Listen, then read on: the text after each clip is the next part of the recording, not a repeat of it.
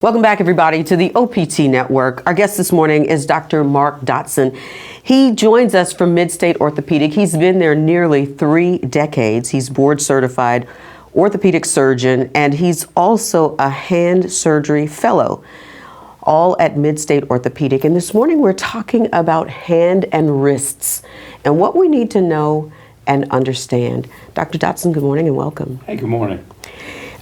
First of all, I want to talk about being at Mid State for nearly 3 decades, almost probably since its inception, I would imagine. Oh, no. Mid State Orthopaedics, earlier it was Alexandria Orthopaedic Clinic, was actually started in 1949 by 2 doctors named Banks and Davis. They had worked at the VA.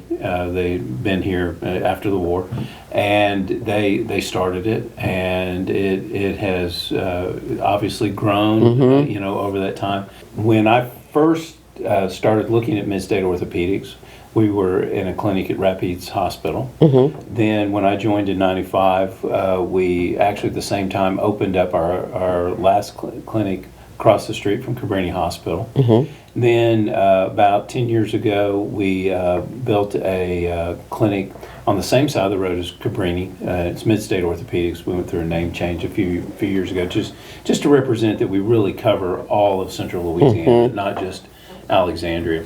And then probably about a year and a half ago, we opened up a satellite clinic on 165. We built a clinic over there in Pineville. So our 2 main campuses are Alexandria and Pineville, and then we even have some other satellite clinics. We have Natchitoches, Ville Platte, Gina, Alla right now. So you're really spread out throughout Central Louisiana. Yes, our group is. I just see patients in Alexandria and Pineville, but we have other members of our group that will go to the outlying clinic. Sure.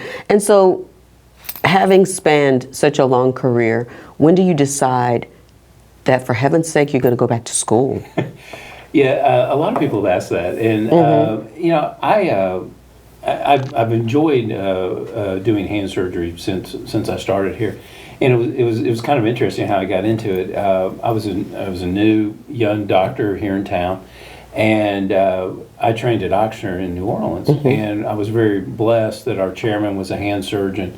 There was another man, Gordon McFarland, who was very well known in the hand society circles. He'd even been secretary, written books, techniques, and then we go to Houma, Louisiana, at Chabert. And that's where we spent our last year. And so I worked with John Sweeney, who was also a hand surgeon. So I didn't appreciate, it's kind of when you're young, there's a lot of things you learn you don't appreciate. Well, when I came up here, they were sending a lot of stuff out, but I would look at it and go, well, I can do that. And then it was like, well, I can do that. And, typical, when a younger guy comes in, they'll kind of let you do a few, and they say, how do you do? And fortunately, people did well.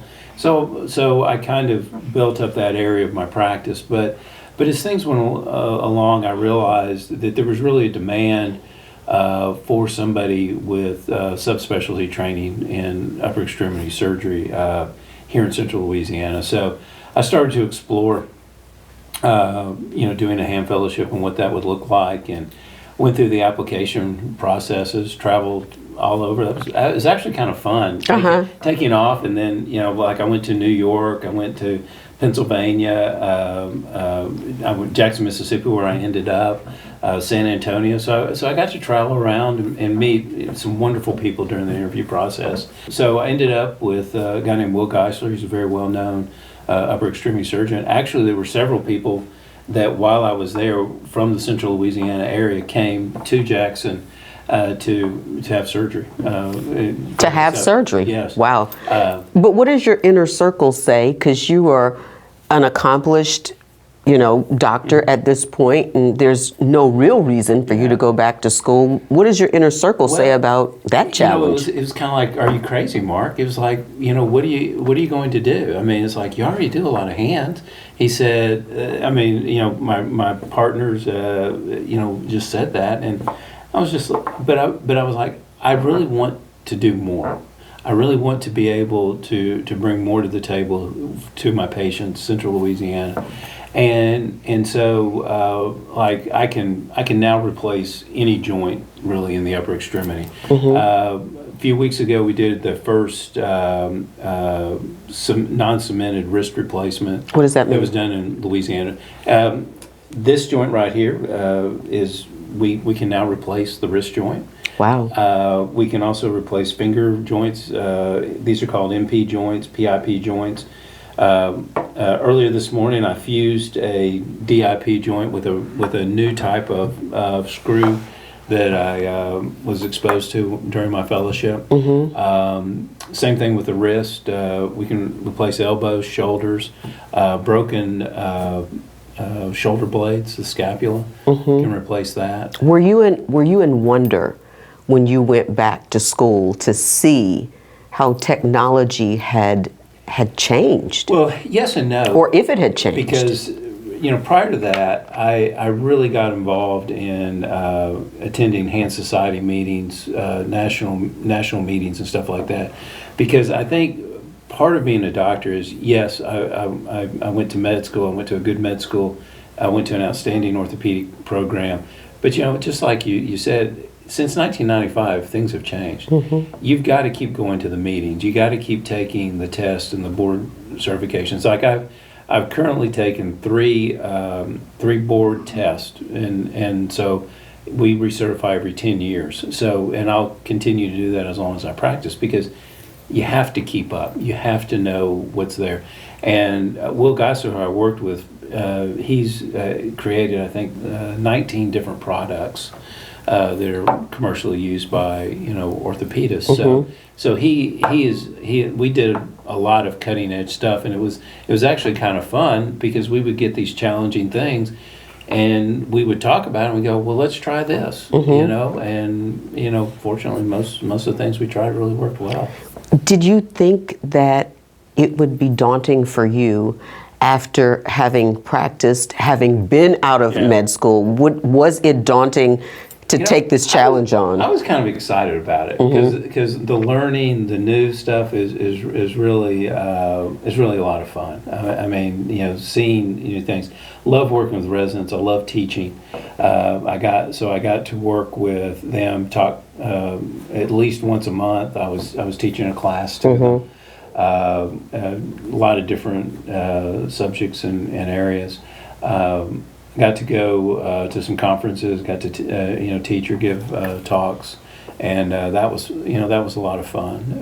Also, what was interesting though was not having I've been in practice for a while, not having control of my time. Going back and being a resident again, I worked, it's kind of like people will say I served at the pleasure of the president. Absolutely. Well, I kind of served at the pleasure of Will Geisler. It's like being a pledge. It was. And, it was really interesting. He would arrive every morning for surgery between 7:21 and 7:23.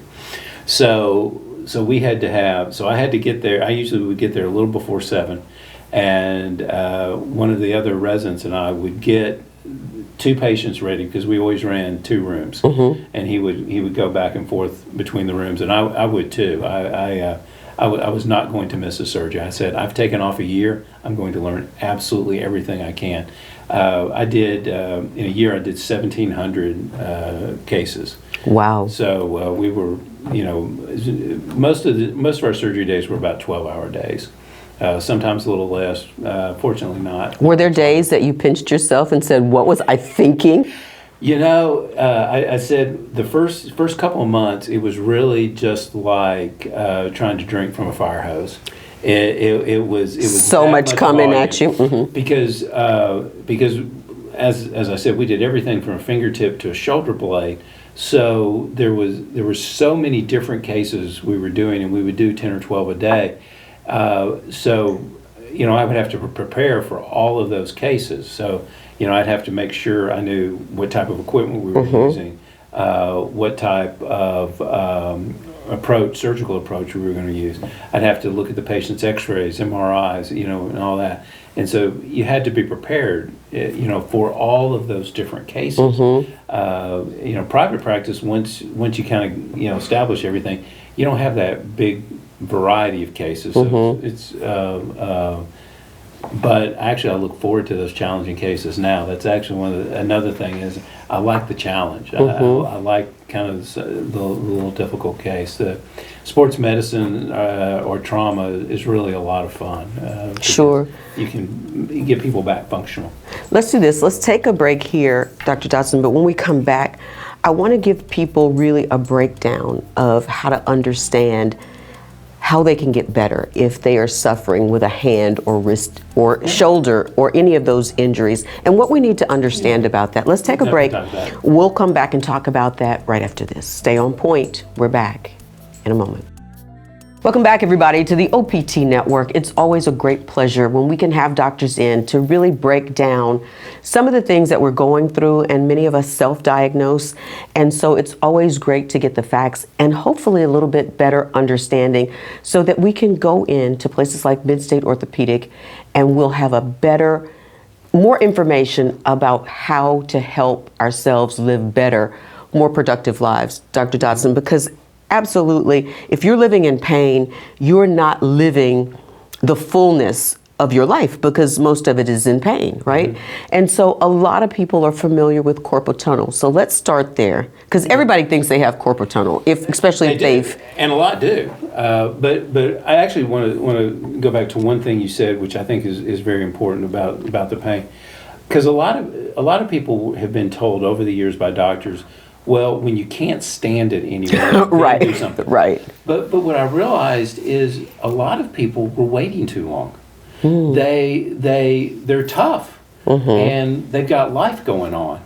So they think, oh, I can, even though they can't, they're walking around like this, I can still stand it. And what I tell people is when you cannot lead the type of life you want to lead, then you need to think about surgery. And that's upper extremity, lower extremity. But anything. Surgery for people is so daunting because I'm thinking, okay, even if I'm walking around like this, I know what I have. Yeah. I know where I am. But then once I go into surgery, is it a crapshoot?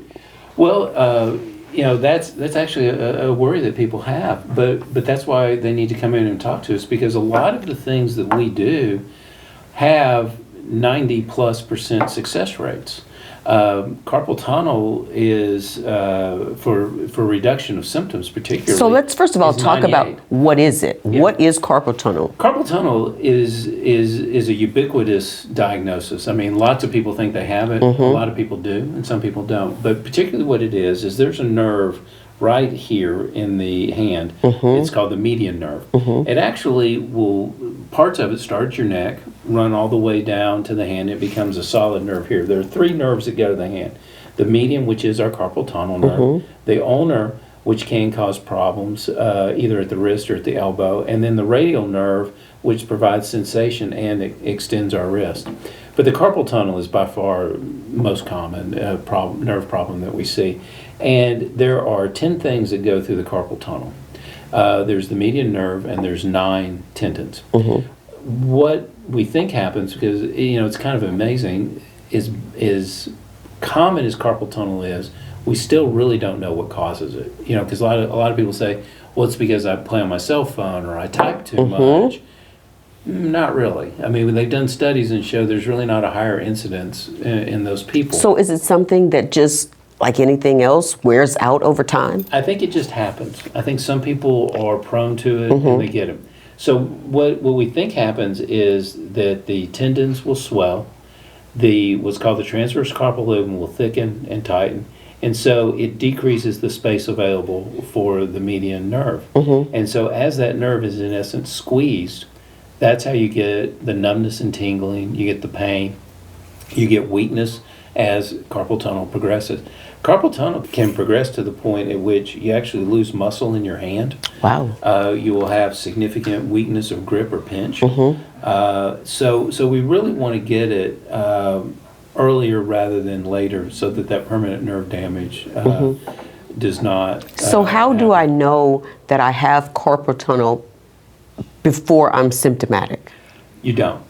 And you probably don't if you don't have any symptoms. Okay. If you don't have any numbness and tingling, if you're not dropping things, if you're not waking up at night shaking your hand, that's the most common thing. Like I can look at people and say, I bet you wake up at night and you're shaking your hands like this. So is it like the hand goes to sleep? Yes, that's exactly what it is.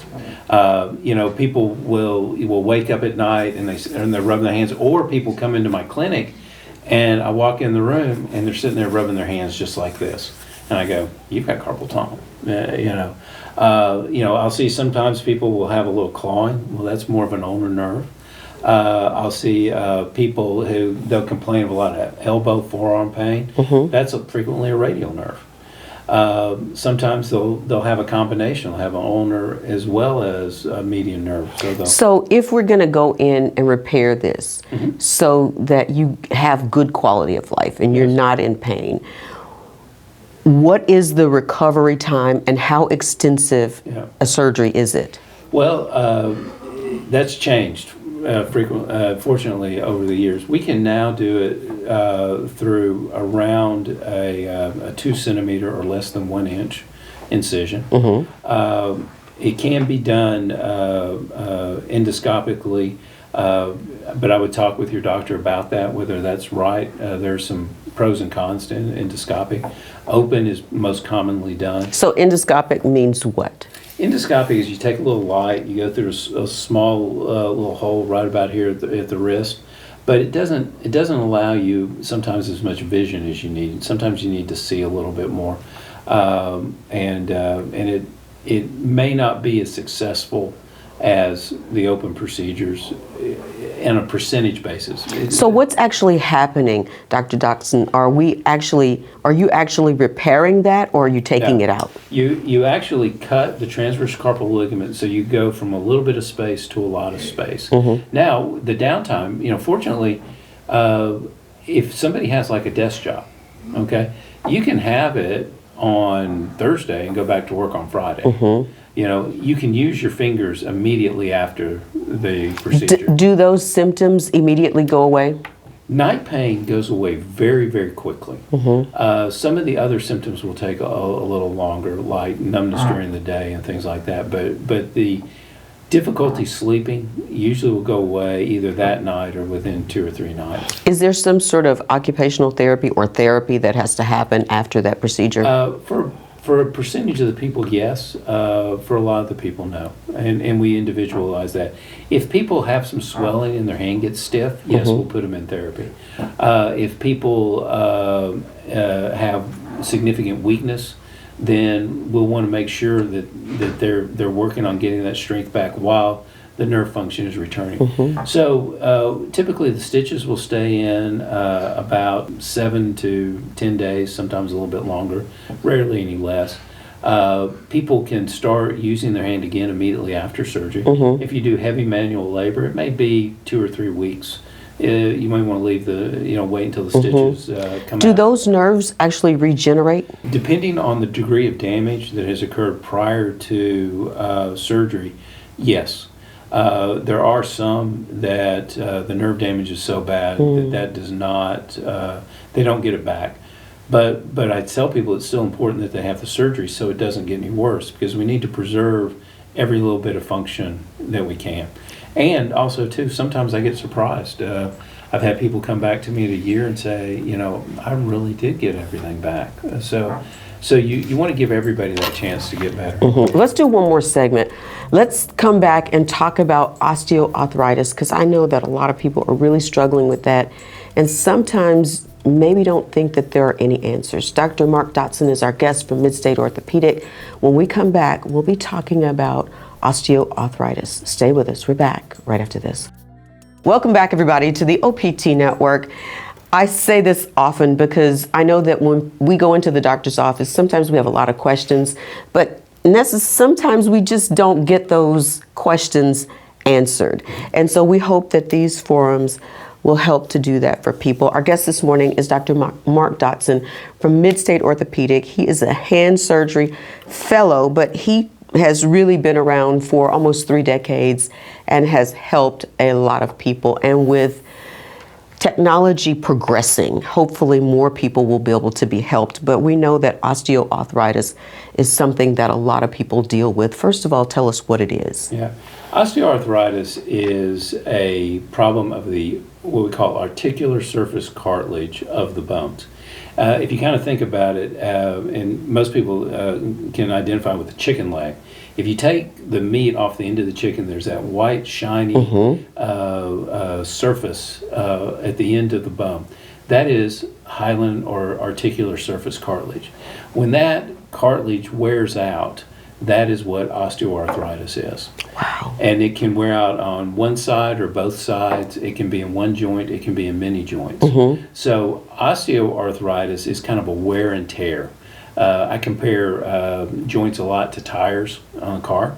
You know, over time, you will wear that tread down. Now, the good thing is, in a lot of us, our joints will last us all of our life, or some of them. Is there anything we can do to ensure that they will? Because I want mine to last. Some of it's genetic. Some of it is you're Of course it either going is. to make it or you're not. I mean, you know, I've done joint replacements in, you know, grandmother, mother, child, you know, just Where it's genetically predisposed? well, some of it's the ankles. You know, they're bow-legged. You know, if you're talking about knees. Thumbs, we see a lot of people who, you know, yes, my grandmother had a bad thumb joint, and we do a lot of those. But the biggest thing is don't have an injury. You know, Oh, that's the biggest thing. Don't get yourself hurt. yeah, because when you tear ligaments or you break the bones, that can lead to osteoarthritis. And they've done a lot of studies that show if you stay healthy, you stay physically fit, and you keep your weight down, your joints really will last longer, almost no matter what joint those are. What a lot of people don't understand is conditioning actually helps preserve a joint, because having good muscles, the muscles can protect the joints by letting them see less force.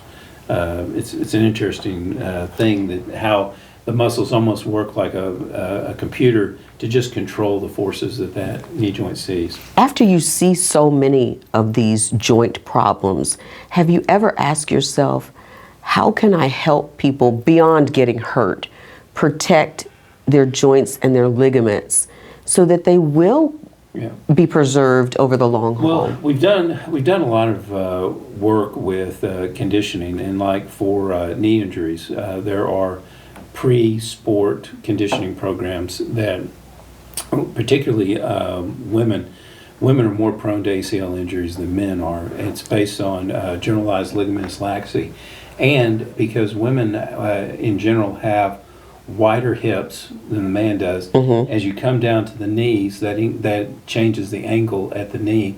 So just that few degrees makes it more likely that they would have a knee injury with the same force. So we'll see that. We'll use bracing in our linemen and things like that. We'll use workspace modifications for things like carpal tunnel and or trigger finger or things like that at the upper extremity. What do you mean by modifications? Well, sometimes how high you sit. Okay. Are you too low or are you too high? How is your desk set up? Is it easy to reach things? How are you looking? Do you have to look up? Do you have to look down? What position are you having to stay in? Changing positions. Taking a break every once in a while will be helpful. The position your hand is when you're at that keyboard. If it's too up, if it sits too high, if it sits too low, that can change things. Wow. And so how do you fix osteoarthritis? Well, osteoarthritis, once it develops, there's really no fix for it in general. There are some surface replacements that you can do, or regrowing hyaline cartilage. Right now, that while some people would argue with it, I still think it's experimental. Something that's a year-long process isn't for everybody, because people just don't have time to be off work or out of life for a year. But our joint replacements that we do are getting better and better. Like I can tell somebody with a knee replacement, it's going to be, it should last 20 to 30 years. Hips may last a little bit longer. Our joint replacements in the hands, they may not last quite that long. We do joint replacements for rheumatoid. We can do joint replacements for people with osteoarthritis. Those will last 5, 10 years. We're new at wrist replacements. We're not really sure how long those are going to last. We're starting. Is there still the mobility in the wrist with the replacements? Not as much with the wrist replacement, but it does give you probably what we call an arc of motion of about 60 degrees. 20 or 30 down. Without the pain, though. Without the pain. The pain is the biggest thing you want to give. Give them a little bit of motion with no pain, and people are going to be happy.